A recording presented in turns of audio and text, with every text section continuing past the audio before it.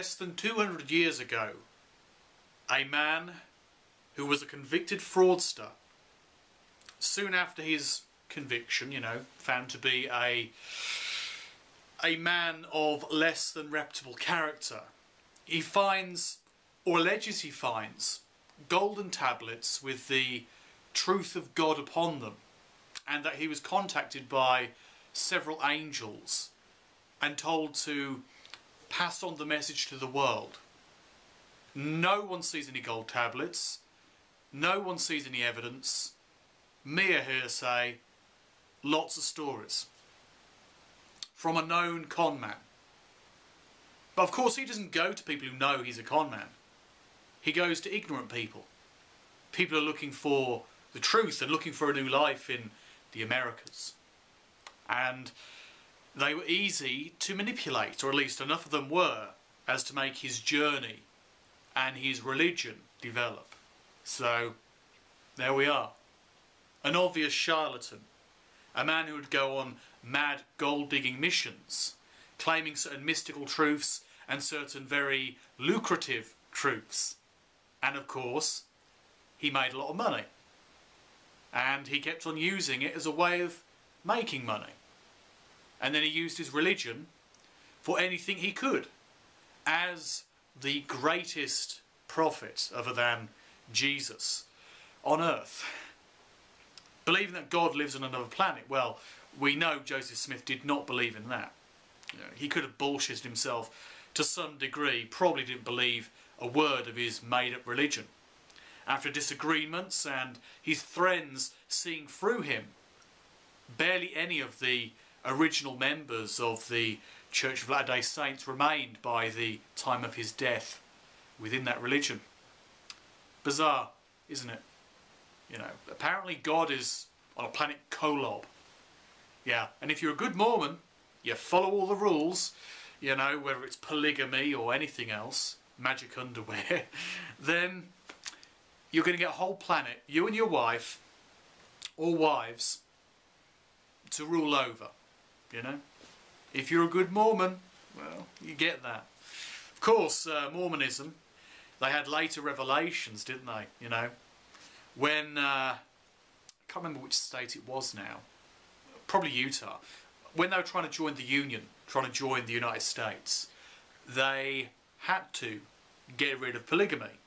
You know, the Catholics and Protestants thought, well, we can accept you believing that Jesus was an alien and God is an alien on an alien planet, but having more than one wife, well, that's just weird, you know. So they got rid of it. Officially, the mainstream Mormons got rid of it, although the fundamentalist Mormons didn't. So, you know, there we are. So they had a revelation, and the leader of the organisation at the time decided, him and his other elders, that it was the right thing to say, okay, we'll stop doing polygamy. You know? Yeah, we'll stop doing that. Yeah. Polygamy, don't worry about it.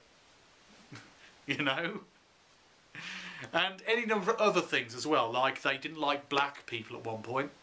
And what should happen when society moves forward and hating on black people is seen as a big no-no? Oh, they had another revelation. Yeah. The leaders of that time decided that, oh, actually, black people aren't the demons, the ones who sided with Satan. No. There was a neutral party, yeah, a neutral group in the battle in heaven. And those who sided on the side of, you know, Jesus, they obviously ended up as the white people, you know. And those who became demons were the ones who sided with Satan, and those who were neutral became black people. And if black people are really good, when they die, they'll become white people. Yeah. Also, what about Chinese people? What about Indian people? You know, East Indian people? What about the various peoples across the world? You know, even if you go along with the doctrine of that belief, they're saying they're inferior to white people. Can you prove that? You know? Of course, there is a little bit of racial theory in there, the idea of certain people being inferior, like the idea of black people being inferior. But there's no proof. no evidence, but massive claims. So when they had their revelation that in fact black people were human, you know, fuckers, they basically allowed them to become more higher up within Mormonism. At one point they were barely allowed within the church at all. At another point they weren't allowed to become even a deacon. But now they're more progressed because God changed his mind. That's weird. You know, it's like an almighty being, even if he is a fucking alien on a planet Kolob, he changed his mind. What's that about? I mean, you got a guy in the sky who's watching over it all, makes absolute rules, and then decides, well, yeah, sure, stop having many wives. You can still be a good Mormon. And, yep, stop hating on black people. Yep. I mean, just admit it. It is a farce.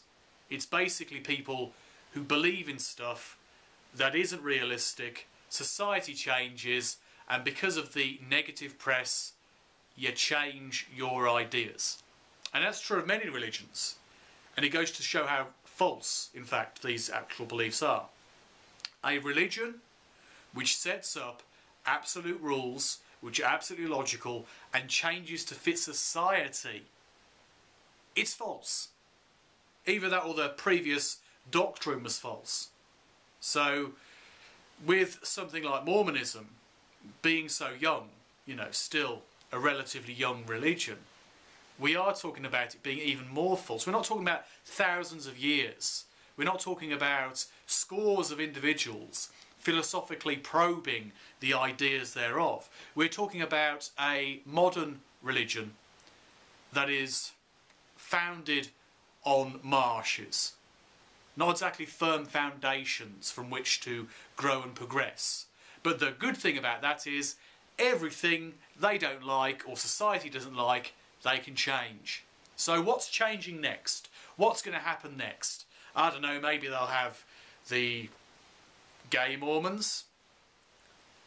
That's possible, isn't it? You know, as time goes on and, you know, gay marriage becomes far more accepted in America and elsewhere, they have the acceptance that, you know, gay people can marry.